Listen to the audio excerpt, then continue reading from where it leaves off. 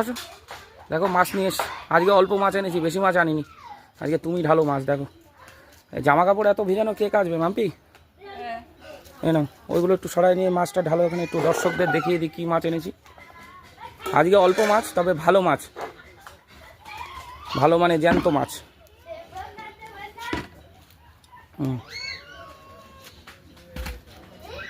তোমার আবার চাদর টাদরে না ভরে নাও।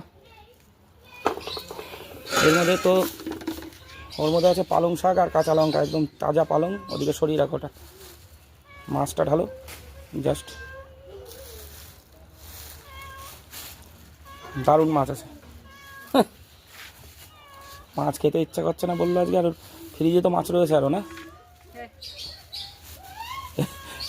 এই হলো সেই মাছ, বাবা উল্কো মোটা মোটা। আর এগুলো কি বলো তো, দেশি মাছ।